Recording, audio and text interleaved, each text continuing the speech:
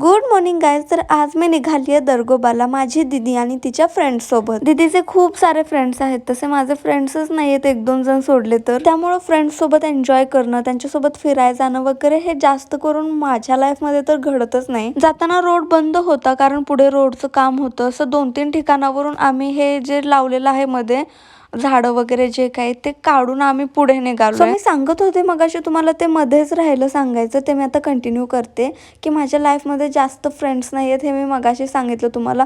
तुम्हीही बघत असाल की सुहानीच असते नेहमी माझ्यासोबत, कारण दुसरे कोण नाही आहेत. आणि ते दुसरे आहेत एक दोन, ते खूप लांब राहतात, त्यामुळे त्यांना पण कधी दाखवता नाही आलं. ठीक आहे, पण चालायचं आता तेवढं. आणि हे जे रोडच्या बाजूनी दोन्ही झाडं असतात ना, पूर्ण असं गोल करून, ते मला प्रचंड आवडतं. जाताना या काकू रोडच्या मध्ये बसून बटरफ्लाय करत होत्या, मग मी त्यांचा व्हिडिओ केला. आणि आता आम्हाला पोहोचायला थोडाच वेळ बाकी होता, तोपर्यंत यांची लागली रेस की कोण